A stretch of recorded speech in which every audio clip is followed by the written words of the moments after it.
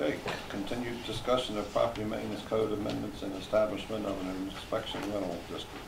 You got some questions? I did, and I'm embarrassed to say that I left my sheet at home, the notebook, but I think I remember a lot of them, so if you just bear with me. Sure, go ahead, take that. First question I had, I think is for Doug, is in some of the footnotes I noticed that the town of Culpeper did not fully adopt the property maintenance code.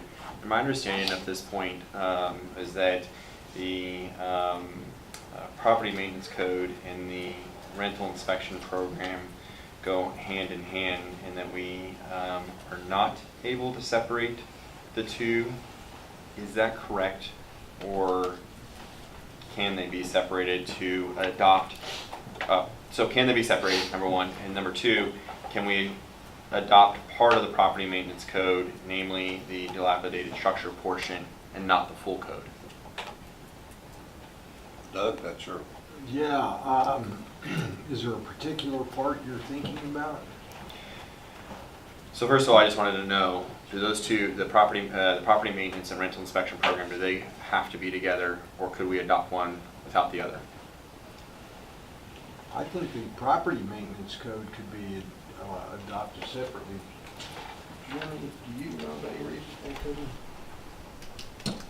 You can, they're separate issues. Yeah. You can just adopt the property maintenance code. That's what Culpeper did. They just adopted a section of the property maintenance code. I believe that's the section dealing with the unsafe structures. Well, okay, so that was my other part of the question. So there's the property maintenance code rental inspection program. Here it is, you could do one without the other. But then there's also the property maintenance code, and adopting only a portion of the property maintenance code, not the whole property maintenance. So in this particular case, adopting only the dilapidated building portion, but not the full property maintenance code. Is that correct, or is that incorrect? I'd like to know exactly what part you're referring to, because a lot of the provisions are interdependent. So Culpeper opting only to adopt the dilapidated structure portion of Part 3 of the property maintenance code.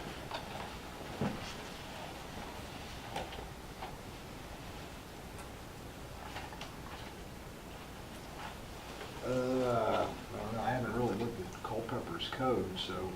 You can get back to me on that if you don't Yeah, know that off the top of your head. I never looked at Culpeper's. But we're voting for this as one plan, property maintenance and rental inspection program, correct? Doug? You could, I mean, that's. But that's what we are. That's what was at the public hearing. Yeah, that's the way it was proposed, yeah.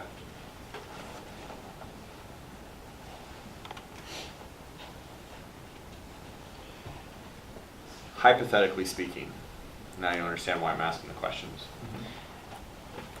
If it was voted down in public hearing because somebody has heartburn with the rental inspection side or the property maintenance side, can it come back up as a property maintenance program without the rental inspection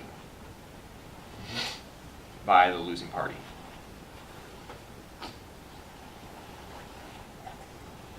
By the losing party, no. A portion of it can't be brought back up as a different. It's got to be a year, according to our code. Yeah. So Were you talking about separating the two? yeah. Or having both, but if we turn down both, Well, it's written as both. and then somebody else would bring it back as a rental ordinance or a property maintenance? Property maintenance, more specifically. Jake, could I ask you a question? When you say dilapidated buildings, what are you referring to? That's what Culpeper did. Culpeper did not adopt the full property maintenance code and adopted the dilapidated structure portion of Part 3. But we don't have that authority to do that. Since we're in town, that's why we're asking Chris Collins to get it on the floor in the General Assembly so he can give us that right. But isn't that what Culpeper is? Is Culpeper City of Culpeper? I don't think it's Town called town. In But legally, they can't do that according to what. Well, I don't know that. Charter. I think Leesburg's over there, so It's a separate. I Karen, don't did you have want it in to? front of me, but I don't know that section 3 gives them condemnation power. I don't know. Which is what you're I've never referring heard to of it there. before. What do you mean by that? Jeremy? I believe those are two separate sections of the state code. So I believe we could do what Culpeper did and adopt that, just that lone section of the property maintenance code if we wanted to. But what would they give us?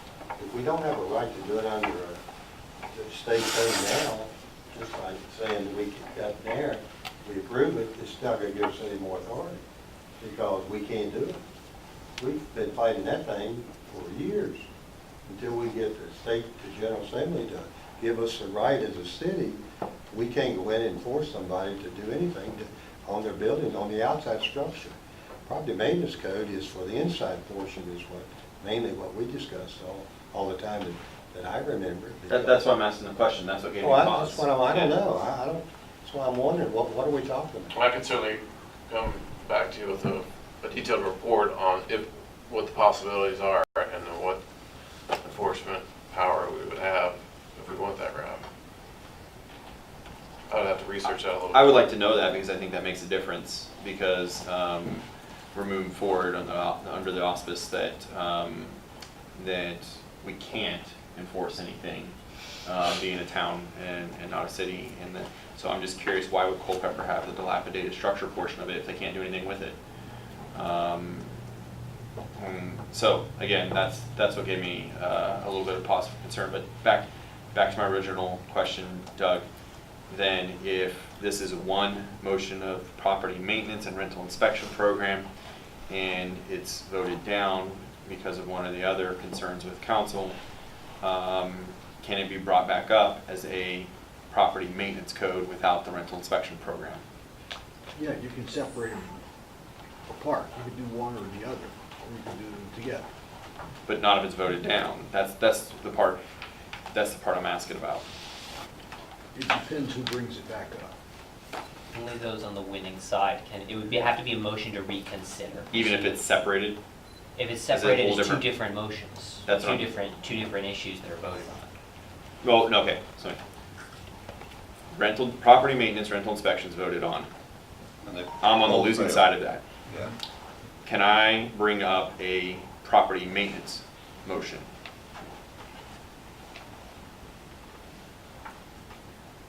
I don't think Robert's Rules of Order specifically address that, so I would say that probably, unless the full town council disagrees, and I'm not the parliamentarian, the mayor is, but I would say that those are, since it was brought up as one motion, one unified proposal, if you separate them out, that would be a separate proposal. But you would have to separate them from the beginning. It would be You would brought- have to vote on both Yeah, it would- individually. This would be brought up as a new proposal, just You for, have to start all over yeah, again. you'd start all over. Yeah. Well, we haven't started all over on what? Public hearing. Yeah, have to have a public hearing. See, we're moving forward on the property maintenance. Yeah. That includes. Rental inspection. Yeah, you'd have to have. This a new is our public hearing. focus. This goes Okay. up or down. So would it, yeah, and the reason why I'm asking the questions is because I think there's a lot more concerns around a rental inspection program than there is the property maintenance. And that's why I'm trying to figure out. So your answer to whether or not it can be brought back up again is dependent on what again? Like, you don't know the answer to Whether you that? voted for it or not. Well, he doesn't have an answer for that. That's, My answer is, these are two separate proposals. It would have to start over as a new proposal with a new public hearing. but it That can be would be done. my recommendation to the mayor.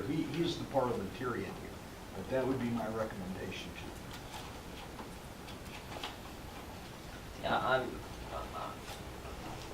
I'd have to dig into like the arcane details of the motion to reconsider, because there's a lot of side rules for this exact sort of thing.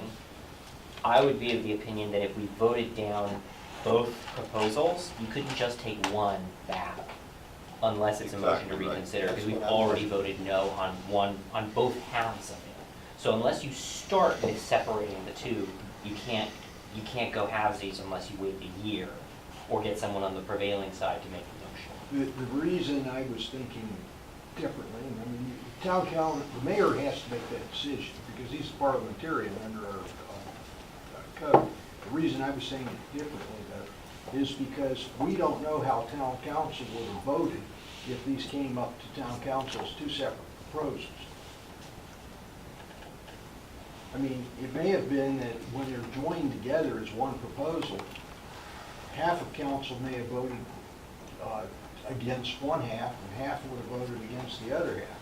But if you had just one, if you separated it from the beginning, it may have passed unanimously, or it may have failed unanimously, or maybe it would have been a split decision. We don't know.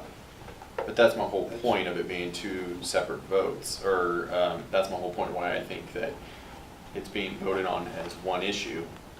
And if that is lost, bringing back up a portion of that differently under a different public hearing and starting the process as not a property maintenance and rental inspection program, but as a property maintenance program, I thought had more validity than saying, no, you can't do that because the two are combined. I can research it, and within a week I can have an answer. Yeah, but Doug, don't we have a policy of the town that anything is voted on unless it's in the positive, cannot bring it back, nobody's in the negative. That's town policy, and not statute, and that's not Robert's rules, that's the town council's policy. We've had that for quite a few years, right? I didn't realize. Yeah, what but- typically a council member does if he feels that it's going to fail, by the time it gets to him to vote, he normally votes for it so that he can bring it back. Yeah, but if you're at the beginning, But if you're at the beginning. if you're John, you're never gonna Yes. get that chance. But, you know, I had the last vote all the time because of alphabet. But I see what Doug's saying, if you separate them, but if we separate, we're gonna have to separate them now. No, we don't even take a vote on this thing at all. I don't know if I guess we've held the public hearing, but we haven't voted on it yet, on anything. Can we just scrap it and start over again, if that's what Jake's talking about? I think But if that you're- would be due process to the public. But if you're, I do not want to drag it, just for the record, I'm not trying to drag this on any longer than it should be.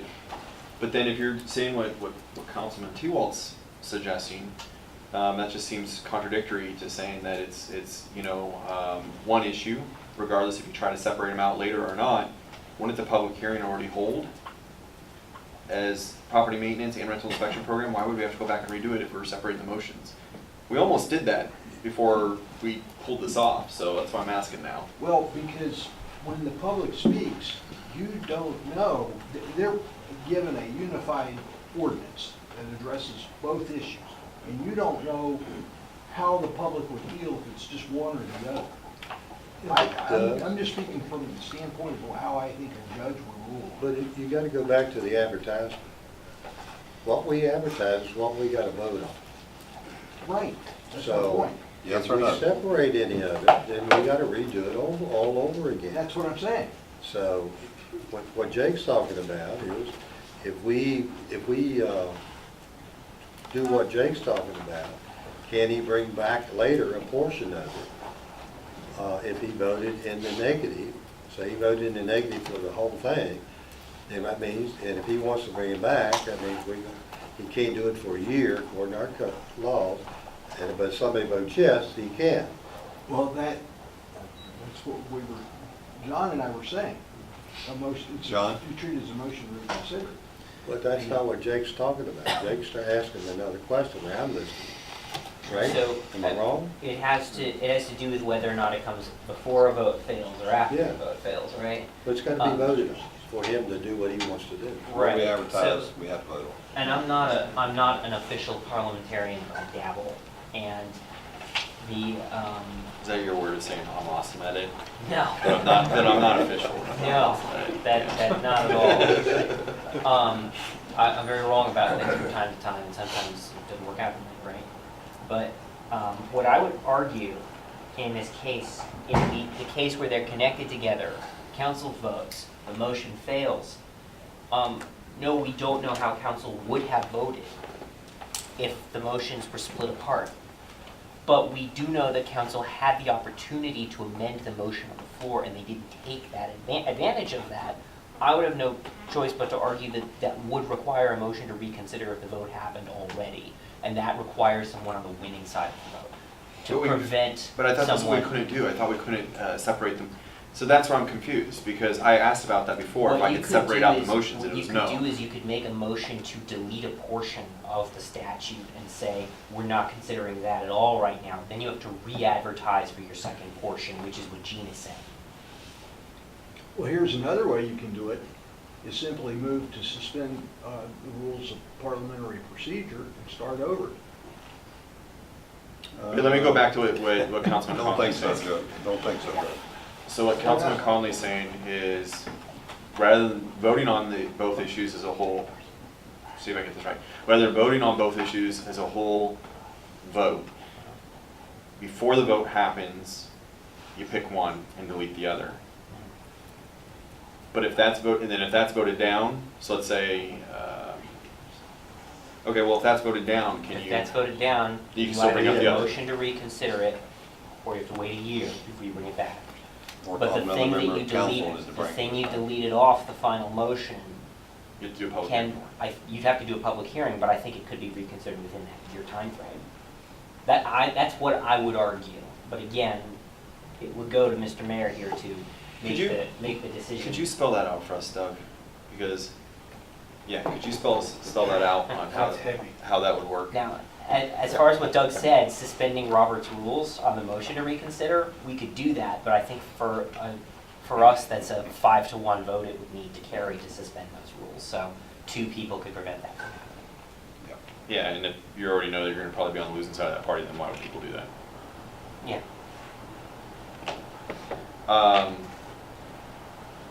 We got about 5 more minutes on this topic, and we're gonna wrap this up.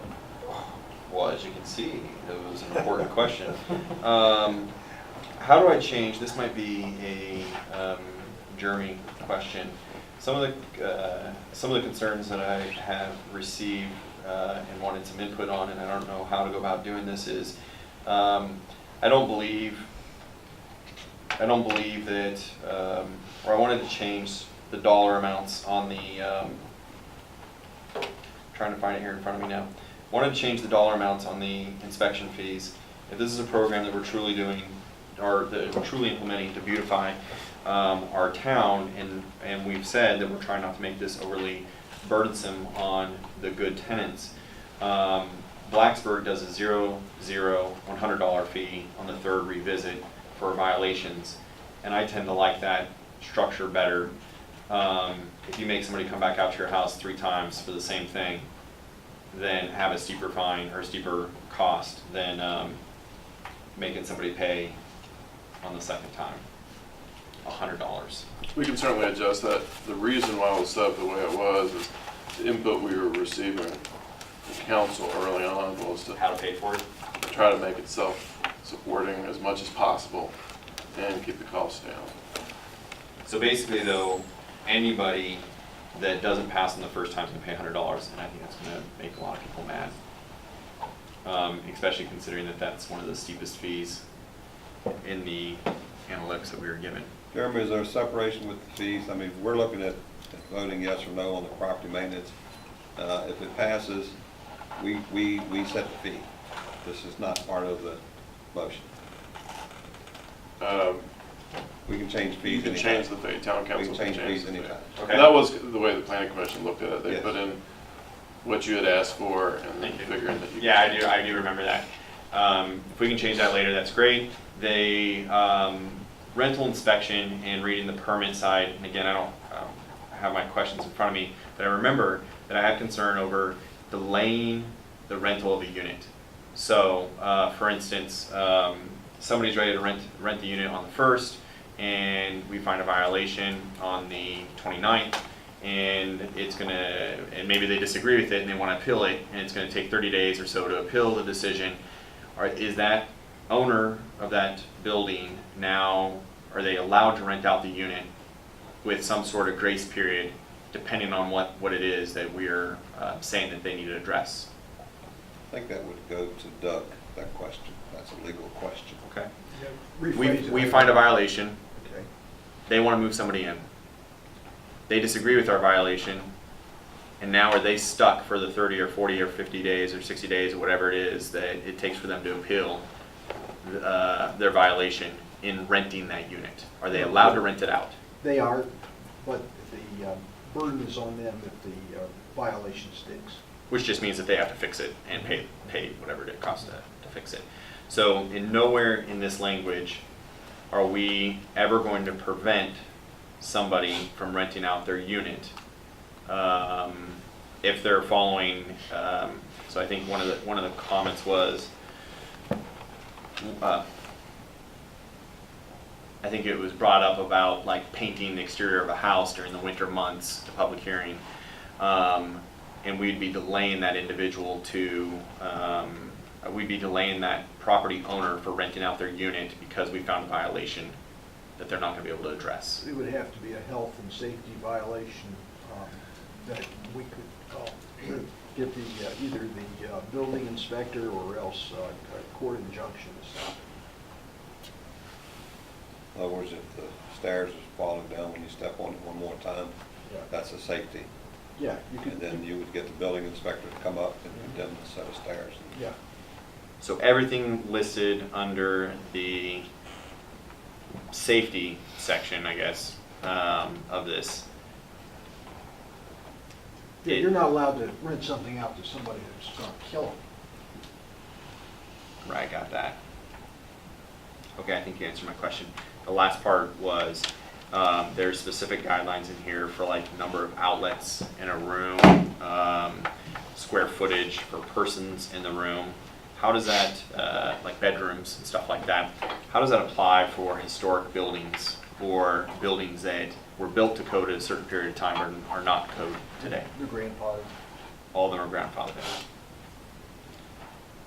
That's the way the code is right now as well, even without adopting this, that historic buildings are generally grandfathered. They have to comply with the code.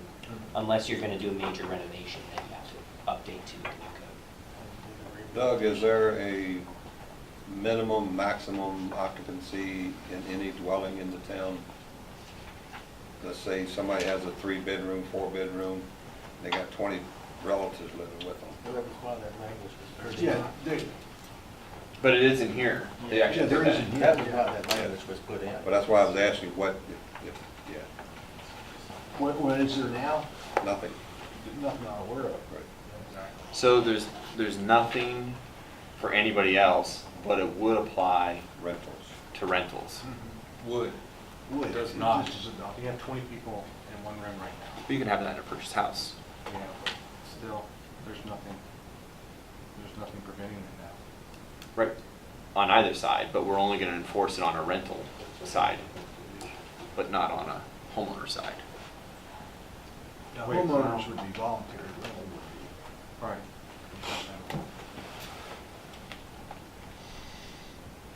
All done, Jake? Anything else? I think so. If I could just get the clarification for Doug on what I was discussing earlier, that would be helpful to me. Oh, one last question.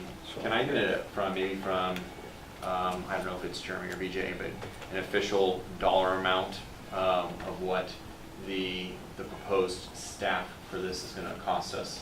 Because I've had different numbers from, just salary and benefits, and office space, salary, benefits, office space, and car.